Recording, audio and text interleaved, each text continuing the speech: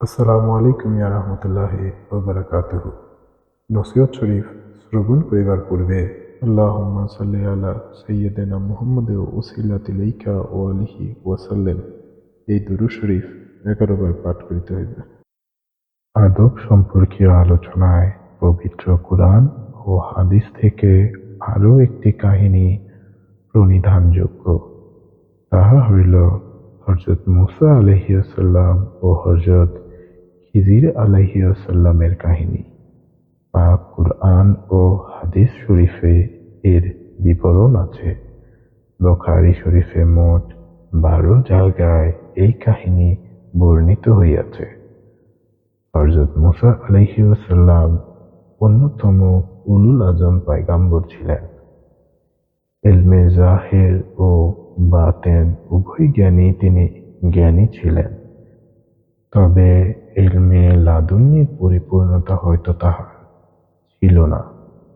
তাই আল্লাহ তাআলা একদা তাহাকে সেই জ্ঞান অর্জনের জন্য হযরত খিজির আলাইহিসসালামের নিকট পাঠাইলেন। হযরত খিজির আলাইহিসসালামের নিকট পৌঁছাইয়া হযরত মূসা আলাইহিসসালাম বলিলেন, আমি কি আপনার সঙ্গে থাকিতে পারি এই উদ্দেশ্যে যে আপনি আপনার ক্ষুধাপ্রাপ্ত বিশেষ জ্ঞান হইতে আমাকে কিছু শিক্ষা দিবেন।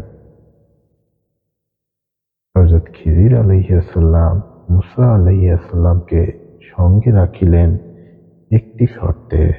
তিনি বলিলেন, আপনি আমার সঙ্গে থাকিবেন, কিন্তু কোনো বিষয়ে আমাকে কিছু জিজ্ঞাসা করিতে পারিবেন না, অথবা আমার কোনো কাজের সমালোচনা করিতে পারিবেন না, যতক্ষণ না আমি নিজে উহা ব্যক্ত করি।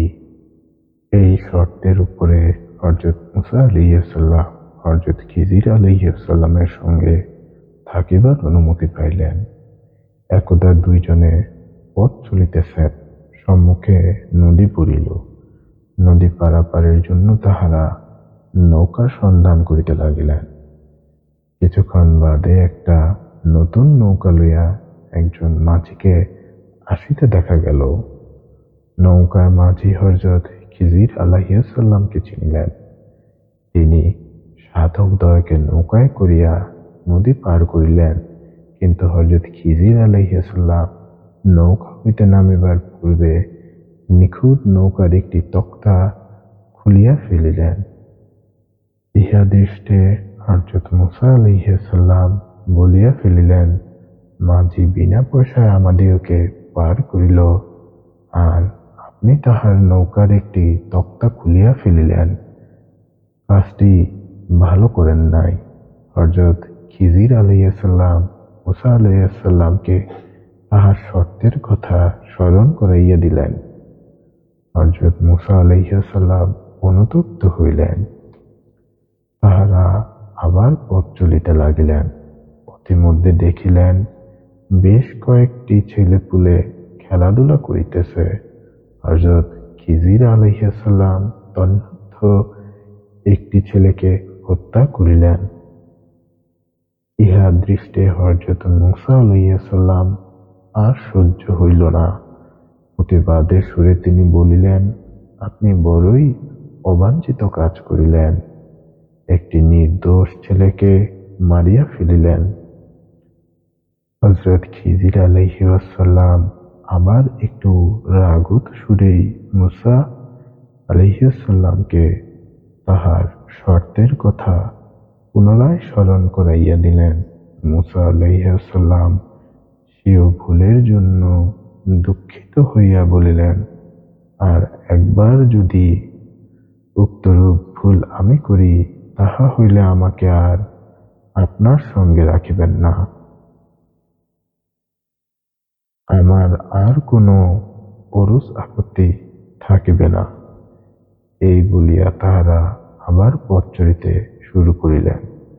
পথ চলিতে চলিতে একটি গ্রামে আসিয়া উপনীত হইলেন। খুবই ক্ষুধার্ত ছিলেন তাহারা। গ্রামবাসীদিগকে খাবারের ব্যবস্থা করিতে অনুরোধ করিলেন, কিন্তু গ্রামবাসীরা রাজি হইল না।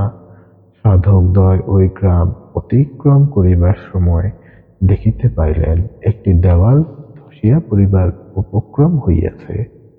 হযরত খিজির আলাইহিসসালাম ওই দেওয়ালটি হাতে ধরিয়া সোজা করিবার ন্যায় ইশারা করিলেন। আল্লাহ তাআলার কুদরতে সঙ্গে সঙ্গে দেওয়ালটি সোজা হইয়া গেল। ইহা দেখিয়া হযরত মূসা আলাইহিসসালাম তাহার শর্তের কথা ভুলিয়া আবারও বলিয়া ফেলিলেন, গ্রামবাসীরা আমাদের মেহমানদারি করিল না, সুতরাং আপনি ইচ্ছা করিলে এই কাজের জন্য তাহাদের নিকট হইতে পারিশ্রমিক আদায় করিতে পারিতেন।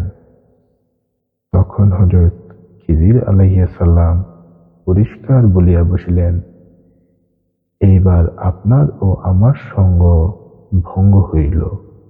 এই পর্যন্ত যাহা কিছু ঘটিয়াছে এবং যাহা দেখিয়া আপনি ধৈর্যহারা হইয়া শর্ত ভঙ্গ করিয়াছেন, তাহার প্রত্যেকটি রহস্যের বর্ণনা করিতেছি, শুনুন।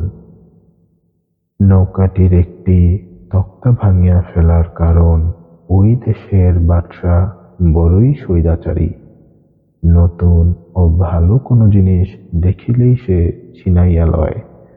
যে নৌকায় আমরা পার হইলাম তাহা ছিল যেমন নিখুঁত তেমনি সুন্দর, অথচ মাঝি ছিল খুব অভাবগ্রস্ত। তক্তা ভাঙিয়া আমি নৌকাটিকে রক্ষা করিবার ব্যবস্থা করিয়াছি। অতঃপর ছেলে হত্যার রহস্য হইল, ছেলেটি অনিবার্যভাবে কাফের হইতে চলিতেছিল, অথচ তাহার পিতামাতা ঈমানদার। আমার আশঙ্কা হইল যে এই ছেলের মাতা পিতার বন্ধন হয়তো মাতা পিতাকেও কুফরির মধ্যে জড়িত করিয়া ফেলিবে, তাই মারিয়া ফেলিলাম। অবশ্য আমি প্রার্থনা করিলাম আল্লাহ তাআলা যেন এই ছেলের পরিবর্তে তাহাদিগকে স্নেহের যোগ্য কোনো সুসন্তান দান করেন। আর দেয়ালের ঘটনার রহস্য এই যে, দেওয়ালটির মালিক দুটি এতিম ছেলে। তাহাদের পিতা অতি নেককার ছিলেন। তিনি ওই শিশু দুটির জন্য কিছু ধন দৌলত এই দেওয়ালের নিচে পুঁতিয়া রাখিয়া গিয়াছেন। আল্লাহ তাআলার ইচ্ছা হইল এই সম্পদের হেফাজত করা, যেন এই এতিমদ্বয় বড় হইয়া তাদের ওই প্রার্থিত ধন বাহির করিতে পারে। ইহা সবকিছুই আমি আল্লাহ তাআলার ইঙ্গিতে করিয়াছি, নিজের ইচ্ছামত করি নাই। ইহাই হইল উক্ত ঘটনাসমূহের রহস্য, যাহার জন্য আপনি ধৈর্য ধারণ করিতে পারেন নাই। খোদা তত্ত্বজ্ঞানী পীরের প্রতি মুরিদের আদব এত অধিক থাকার কর্তব্য তাহা কুরআন ও হাদিস পাকে উল্লেখিত ঘটনাসমূহ হইতে সহজেই অনুমেয়। হযরত মূসা আলাইহিসসালাম যদি শর্তানুযায়ী হযরত খিজির আলাইহিসসালামের কাজের সমালোচনা না করিয়া ধৈর্যসহ চুপ থাকিতে পারিতেন, তাহা হইলে হযরত খিজির আলাইহিসসালাম এর খোদা প্রদত্ত জ্ঞানেও তিনি জ্ঞানী হইতে পারিতেন। এই জন্যই বলা হয়, পীরের হাতে তুমি তেমন থাকো যেমন ধৌতকারীর হাতে মুর্দা।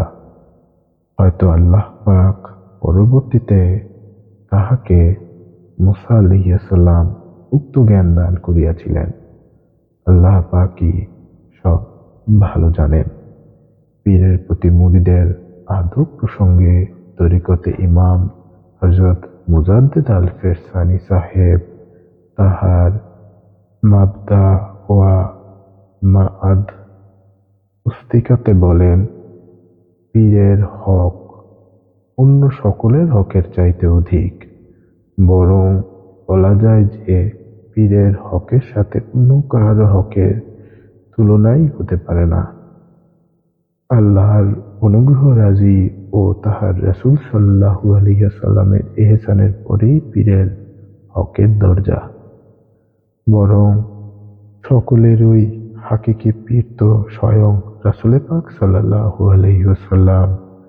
যদিও জাহেরি জন্ম মাতা পিতার মাধ্যমে হইয়া থাকে, কিন্তু প্রকৃত জন্ম পীরের সঙ্গে সংশ্লিষ্ট। বাহ্যিক জন্মের হায়াত তো মাত্র কিছুদিনের জন্য, কিন্তু প্রকৃত জন্মের হায়াত চিরস্থায়ী। পীর তো তিনি, যিনি মুরিদের বাতিনি অপবিত্রতা পরিষ্কারকারী। যে অপবিত্রতা কাল্ব ও রুহের মধ্যে অবস্থান করে, তাহা পীর কর্তৃক অপসারিত হয়। তিনিই খোদা তালাশির আত্মাকে পরিষ্কার করেন। কোনো মুরিদকে তাওয়াজ্জু দেওয়ার সময় অনুভূত হয় যে মুরিদের বাতিনি অপবিত্রতা সমূহ পীরের উপরও মলিনতার প্রভাব ফেলে, এবং পীরের মধ্যেও উহা বহুক্ষণ পর্যন্ত স্থায়ী থাকে। পীরই একমাত্র ব্যক্তি যাহার উসিলায় মানুষ মহিমান্বিত আল্লাহ পর্যন্ত পৌঁছায়, যাহা দুনিয়া ও আখিরাতের কল্যাণের মধ্যে সর্বোৎকৃষ্ট।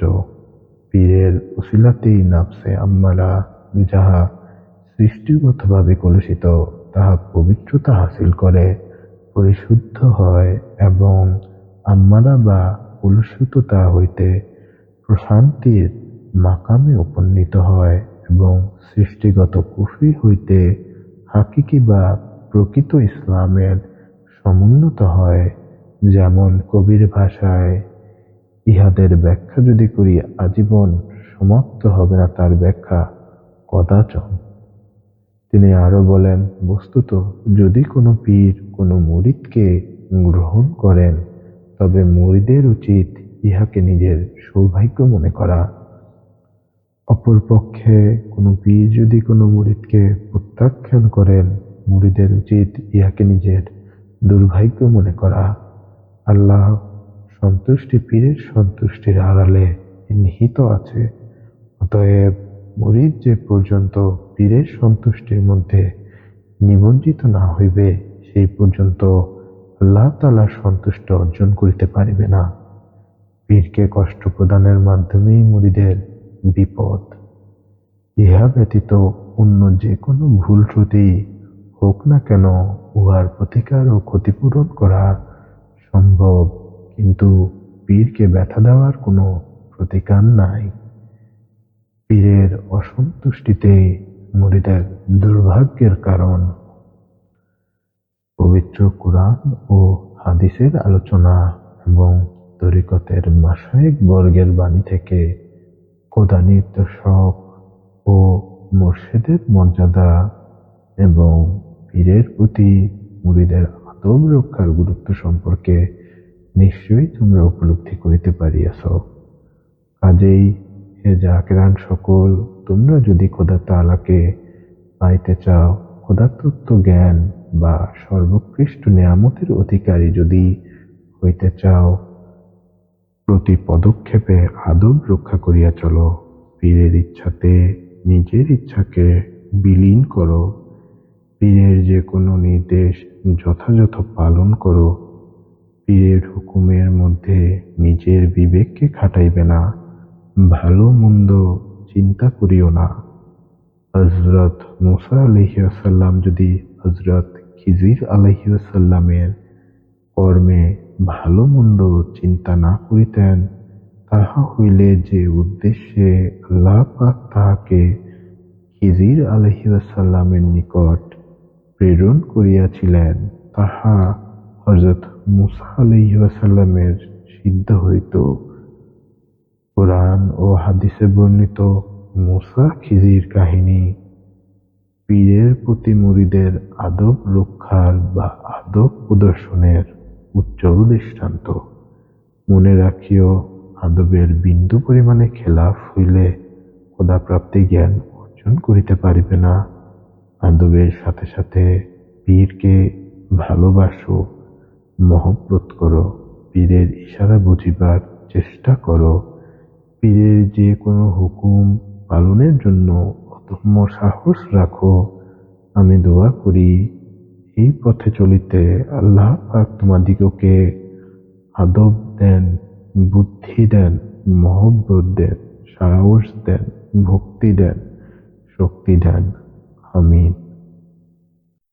আজ এখানেই সমাপ্ত করা হইল।